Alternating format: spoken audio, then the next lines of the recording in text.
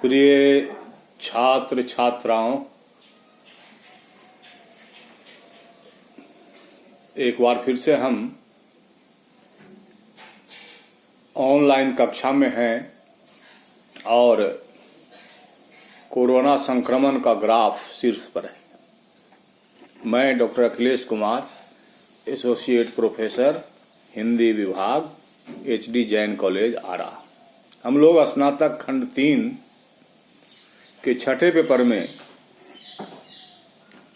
भारतीय काव्य शास्त्र के अंतर्गत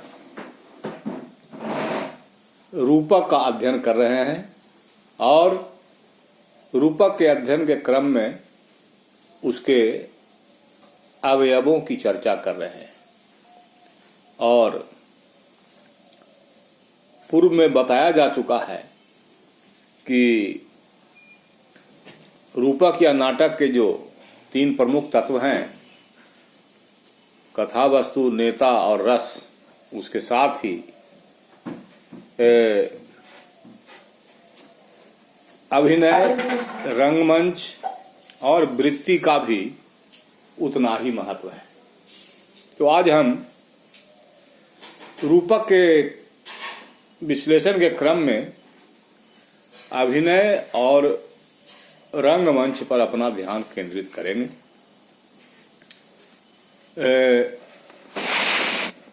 आप सब जानते हैं कि नाटक दृश्य काव्य है। परीक्षा गृह में दर्शक इसका लुत्फ उठाते हैं और यह रंगमंच पे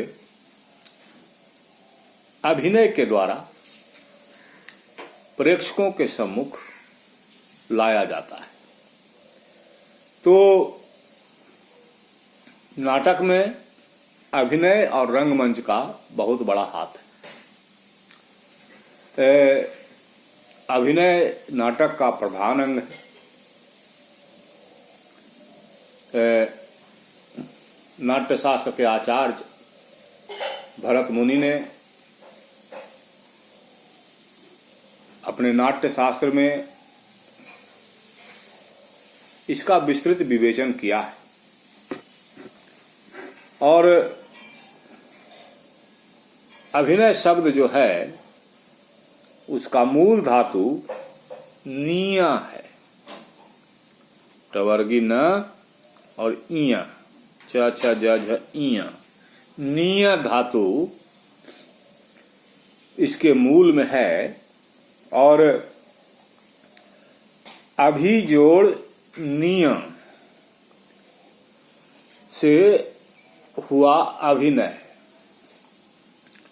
अभि अर्थात आमने सामने और निय अर्थात पहुंचना या पहुंचाना, अर्थात सामने पहुंचाना। नाटक में यही होता है। बातों को, चीजों को, रहस्यों को, तथ्यों को दर्शकों के सम्मुख अभिनय के द्वारा रंगमंच से पहुंचाया जाता है। तो मतलब यह हुआ कि नाटक वह हुआ जो लेखक या नाटककार के भाव को दर्शकों के समक्ष प्रत्यक्ष रूप से प्रदर्शित किया जा सके और दर्शक अपने नेत्रों से उसका आनंद उठा सकें और बिना नेत्र वाले दर्शक सुनकर के भी उसका आनंद उठाते हैं। तो यह जो प्रदर्शन होता है या अभिनय होता है, तो इस अभिनय के भी प्रकार हैं और आचार्यों ने इसके 4 प्रकार माने हैं: आंगिक, वाचिक, सात्विक और आहार्य। अभिनय के संबंध में यह भी बताया गया है कि अभिनय को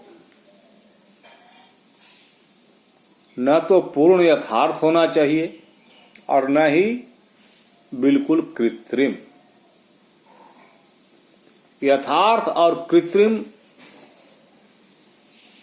के मिश्रण से ही अभिनय में उत्कृष्टता आती है, अर्थात तथ्यों को परोसने के क्रम में दर्शकों के मनोरंजन और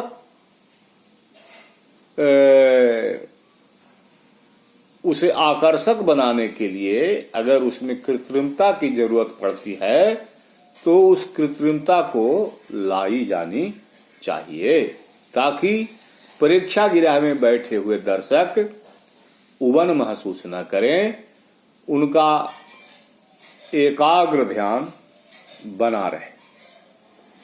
तो इसके हिसाब से भरत मुनि ने अभिनय के दो स्वरूपों का निरूपण किया है, एक लोकधर्मी और दूसरा नाट्यधर्मी।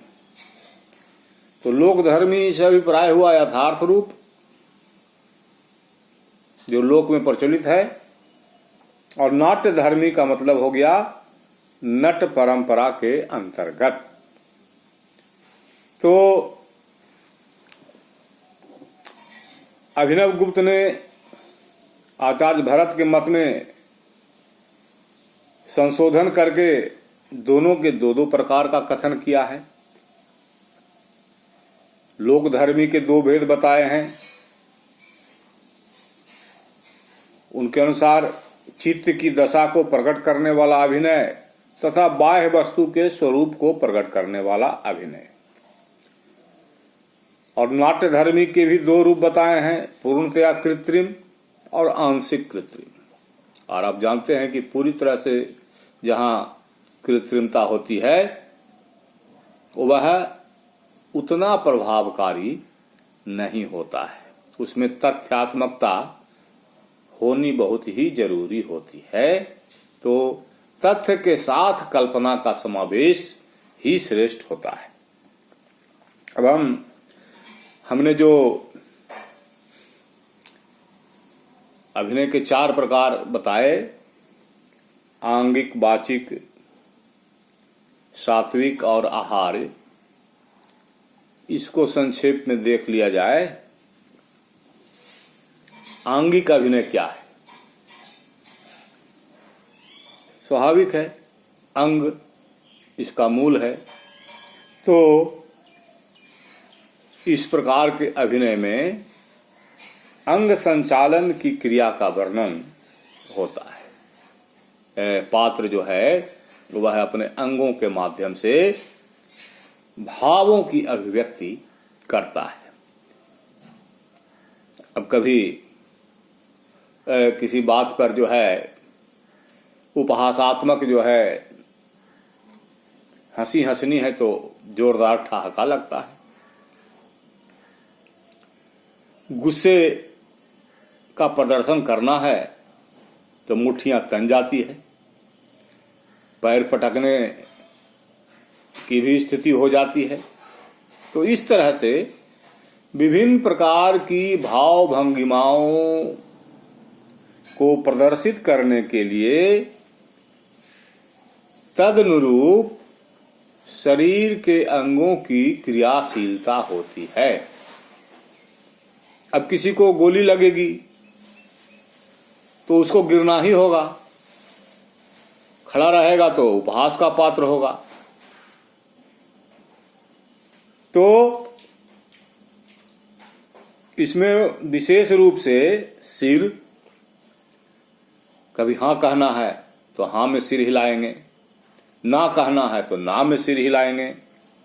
तो सिर, हाथ से इशारे होते हैं, किसी को धमकाना है, किसी को डराना है, किसी को संबोधित करना है। तो सिर, हाथ, उरस्थल, पार्श्व, कटी, चरण, पांवों का चलना, पांवों का मचलना, पदचाप का विशेष महत्व होता है। तो चरण, नेत्र, नेत्र प्राणी के भृकुटी जब तनती है तो नेत्रों के माध्यम से भी गुस्से का इजहार होता है और आंखें लाल हो जाती हैं। तो नेत्र, भ्रू, नासिका, गुस्से से कभी कभी नथुने भी फड़कने लगते हैं। अधर, अधरों का स्वरूप भी प्रेम और क्रोध की स्थिति में अलग अलग हो जाता है। अधर तथा चिबुक, इन सब के संचालन के द्वारा ही अभिनय का प्रदर्शन होता है। अर्थात आंगिक अभिनय के अंतर्गत ये शारीरिक अवयव परिस्थितियों के अनुसार, भावों की स्थिति के अनुसार क्रियाशील होते हैं और ये जितने सटीक होंगे उतना ही प्रेक्षागृह में दर्शक आकर्षित होगा, रोमांचित होगा, प्रसन्न होगा और आह्लादित होगा। तो यह हुआ आंगिक अनुभव, अभिनय। अब है वाचिक अनुभव, अभिनय। वाचिक अभिनय, वाचिक का मतलब वचन, बोलना। तो भावों की अभिव्यक्ति के लिए सिर्फ आंगिक अभिनय से काम नहीं चलता है। प्राणी बोलता है और तदनुरूप अंग क्रियाशील होते हैं।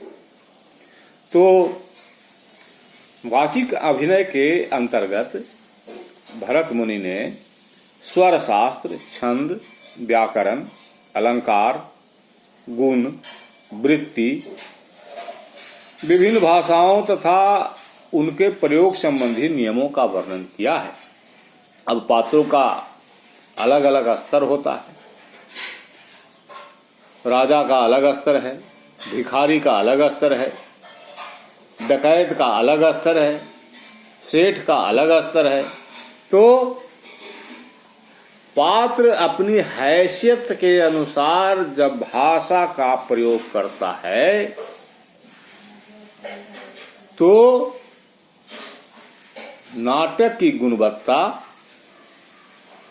अभिनय का सौंदर्य बढ़ जाता है। तो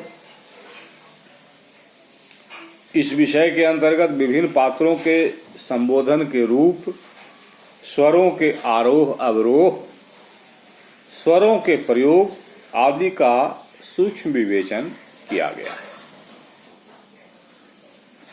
अब इसके बाद है आहार्य अभिनय। इसमें वस्त्र आदि प्रसाधनों के उपयोग का वर्णन होता है।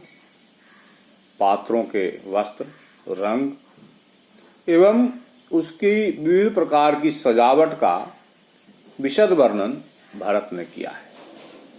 वस्त्र और उनके रंग और उनकी सजावट पात्र की हैसियत के अनुसार होते हैं, पात्र के पराक्रम के अनुसार होते हैं। अब कोई राजा है, कोई सम्राट है, तो उसके माथे पे मुकुट जरूर होगा। उसकी पोशाक उसके अनुसार होनी चाहिए। उसकी बनावट, उसकी मूछें, उसका चेहरा तदनुरूप होना चाहिए।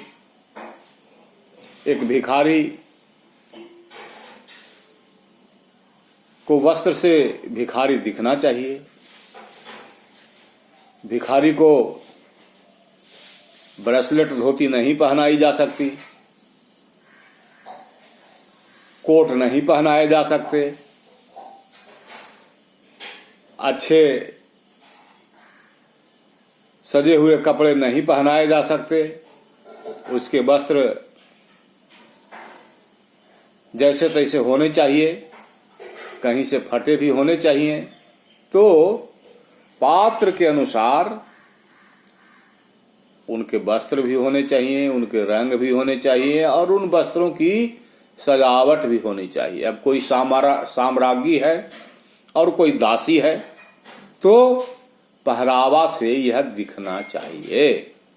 अगर पहरावा से नहीं दिखता है तो नाटक का आकर्षण जो है वह कम हो जाता है, बहुत कम हो जाता है। तो नाट्य प्रदर्शन में वस्त्र आदि साधनों की अत्यधिक आवश्यकता होती है और वस्त्रों तथा प्रसाधन के द्वारा ही पात्रों का स्वरूप ज्ञात होता है। वस्त्रों के माध्यम से और साज सज्जा के माध्यम से देखते ही पता चल जाता है कि इस पात्र की क्या हैसियत है और क्या स्थिति है। तो और पात्र की स्थिति में परिवर्तन के साथ उसकी वेशभूषा, उसके वस्त्र आदि में परिवर्तन भी होते रहते हैं। अब कोई सेठ रहा है और डकैतों द्वारा लूट लिया जाता है, सारी संपत्ति उसकी लूट ली जाती है। तो संपत्ति लूट जाने के बाद उसके पहले की जो पोशाक रही है आगे चलकर वो पोशाक नहीं रहेगी, उसमें हीनता प्रदर्शित करने वाली पोशाक होनी चाहिए। तो इस तरह से परिस्थितियों में बदलाव के साथ साथ उसकी वेशभूषा में भी बदलाव अपेक्षित होता है। इसके बाद है अभिनय का चौथा तत्व सात्विक अभिनय। इसमें सात्विक भावों स्तंभ, स्वेद, रोमांच, कंप, स्वरभंग, वैवर्ण, अश्रु, प्रलय के अवस्थानुकरण का वर्णन किया जाता है। अर्थात अवस्था के हिसाब से, प्रसंग के हिसाब से, परिस्थिति के हिसाब से स्तंभ, स्वेद, रोमांच, कंप। अब डर रहे हैं तो शरीर में कंपन भी होगा, स्वरभंग भी होगा, चोरी पकड़ी गई, मुख विवर्ण भी होगा, या प्रेम का भाव आ गया है, नायक नायिका का प्रसंग है तो मुख विवर्ण भी होता है। दुख की स्थिति है तो नेत्रों से अश्रु भी आते हैं। तो ऐसा भाव हैं। तो उत्तम अभिनय वह है जिसमें सात्विक अभिनय की मात्रा अन्य प्रकार के अभिनयों की मात्राओं के समान होती है। तो इस तरह से अभिनय के 4 प्रकार हुए: आंगिक अभिनय, वाचिक अभिनय, आहार्य अभिनय और सात्विक अभिनय। इन सबों के मेल से अभिनय को उत्कृष्टता प्रदान की जाती है। अब हम रंगमंच की चर्चा कर लेते हैं। अभिनय होगा कहाँ, उसके लिए रंगमंच जरूरी होता है, जिसे हम प्रेक्षागृह कहते हैं। और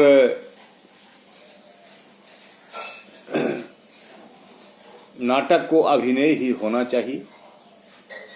संस्कृत के नाटक जो पहले लिखे गए वो अभिनय ही होते थे और बाद में हमारे हिंदी साहित्य में भी नाटकों की भरमार रही। और इस क्रम में जयशंकर प्रसाद जी का नाम का उल्लेख होना बहुत जरूरी है, जिन्होंने ऐतिहासिक नाटकों की एक श्रृंखला स्थापित कर दी, लेकिन अभिनेता की दृष्टि से उसमें समस्या आई। नाटक बड़े हुए, नाटकों में ढेर सारे गीत आए जिसके कारण अभिनय की समस्या हुई। लेकिन नाटक का मतलब, प्रसाद जी के नाटक ऐसा नहीं है कि अभिनेता की समस्या के कारण जो है असफल रहे। उन नाटकों के माध्यम से उन्होंने अतीत को सामने रख करके और वर्तमान को प्रेरित करने का बड़ा ही सराहनीय प्रयास किया था। तो संस्कृत के नाटक अभिनय होते थे और नाट्य शास्त्र में रंगमंच के विषय में भी विशद विवेचन किया गया है। भरत मुनि ने नाट्य गिरह के लक्षण, आकार, परिणाम और नाट्य मंडप का विस्तृत विवेचन प्रस्तुत किया है, जिसमें कि नाट्य मंडप की रचना, उसकी वास्तुकला, यथा योग्य पूजा आदि का विधान किया गया है। और जैसा कि बताया गया है कि पहली बार सर्वप्रथम नाट्य मंडप की रचना विश्वकर्मा के द्वारा की गई थी। नाट्य शास्त्र में नाट्य मंडप के 3 प्रकार बताए गए हैं: आयताकार, वर्गाकार और त्रिभुजाकार। और इसी के हिसाब से तीनों को ज्येष्ठ, मध्यम और हीन की संज्ञा दी गई है। ज्येष्ठ यानी कि आयताकार की लंबाई 108 हाथ, मध्यम की 64 हाथ और हीन की 32 हाथ बताई गई है। तो उपर्युक्त सभी नाट्य गृहों में ज्येष्ठ नाट्य गृह का उपयोग देवताओं के लिए, मध्यम का राजाओं के लिए और हीन का सामान्य जनों के लिए होता था। और इसमें सर्वाधिक उपयुक्त प्रेक्षागृह मध्यम आकृति वाला माना जाता था, अर्थात वर्गाकार। रंगमंच के 2 भाग होते थे, पीछे का भाग अभिनय के लिए और आगे का भाग प्रेक्षकों के लिए होता है। पीछे के भाग के भी 2 उपविभाग हैं। सबसे पीछे का भाग नेपथ्य गृह कहलाता है। इसके भी 2 प्रकार हैं, रंग शीर्ष और रंग पीठ। रंग शीर्ष नेपथ्य से सटा रहता है,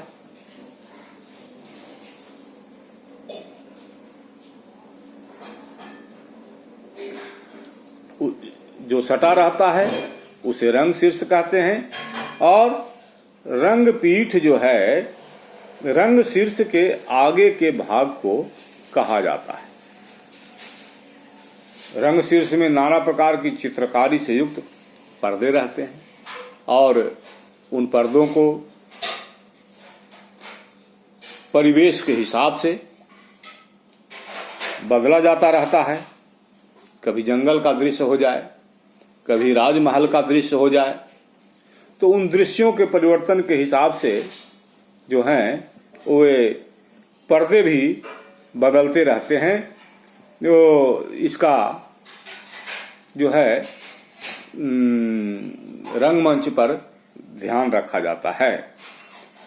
प्रेक्षागृह जो जिसकी चर्चा हमने की, दर्शकों के बैठने का जो स्थल, उसकी चर्चा की गई है कि ये सोपानाकार होते हैं, यानी सीढ़ी नुमा, जिससे कि आगे से लेकर के पीछे के दर्शक को देखने में किसी तरह की असुविधा न हो। नेपथ्य तथा रंग शीर्ष के मध्य में 2 द्वार हुआ करते थे, जिनमें अभिनेताओं के आने जाने की व्यवस्था थी। दर्शकों के लिए जो बैठकें बनाई जाती थी वे रंगीन खंभों से घिरी रहती थी और उन खंभों के हिसाब से ही यह पता चलता था कि यह किस वर्ग के व्यक्ति के बैठने की जगह है। तो खिड़की वगैरह का भी उसमें विधान रहता था। और आज का समय जो है वह, चूंकि भरत मुनि के समय में न बिजली की व्यवस्था थी और न ही ध्वनिक विस्तारक यंत्र की व्यवस्था थी, तो आज का समय जो है सुविधा का समय है। ध्वनि विस्तारक यंत्र और बिजली के प्रयोग के माध्यम से नाटकों में रंग भरने में, नाटक को और सटीक और प्रभावकारी बनाने में काफी मदद मिलती है। विविध प्रकार के बल्ब लगा दिए जाते हैं। उन बल्बों के माध्यम से प्रसंग के अनुसार, संवाद के अनुसार रोशनियां परिवर्तित होती रहती हैं। और ध्वनि विस्तारक यंत्र होने से पात्रों के कथन को आसानी से प्रेक्षकों तक पहुंचाने में आज के दौर में सुविधा हो गई है। तो हमने संक्षेप में अभिनय और रंगमंच से संबंधित चर्चा की, रूपक या नाटक के क्रम में, और यह बतलाया कि अभिनय के बिना नाटक का कोई मतलब नहीं और वह अभिनय रंगमंच पे ही होगा। रंगमंच की स्थिति नहीं होगी तो अभिनय कहाँ होगा। और रंगमंच के अधीन ही प्रेक्षागृह भी होगा, अर्थात जहाँ अभिनेता भी होंगे और जहाँ उस अभिनय को देखने वाले भी होंगे, लुत्फ उठाने वाले भी होंगे, आनंद लेने वाले भी होंगे, उससे प्रेरणा ग्रहण करने वाले भी होंगे। क्योंकि नाटक दृश्य काव्य है। इस नाटक के माध्यम से हम लोगों को अभिनय के द्वारा प्रस्तुतिकरण करते हैं और उस प्रस्तुतिकरण से प्रेक्षागृह में प्रभावित होते हैं। और उनके प्रभावित होने का मतलब है कि हमारी समाज व्यवस्था प्रभावित होती है, उसका असर समाज पर पड़ता है। और साहित्य का यही काम है, चाहे वह नाटक हो या निबंध हो या कहानी हो या उपन्यास हो, उसका अंतिम उद्देश्य मनुष्य का कल्याण करना है, मानवतावाद का विस्तार करना है।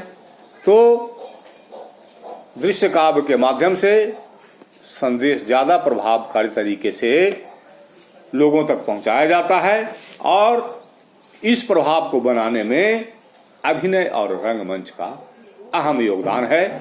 इससे इनकार नहीं किया जा सकता। तो आज का प्रसंग जो है अभिनय और रंगमंच, इसी के साथ पूरा होता है और इसी यहीं पर हम आज के वर्ग का समापन भी करते हैं और अगले प्रसंग के साथ हम पुनः आप लोगों के बीच उपस्थित होंगे। तब तक के लिए धन्यवाद।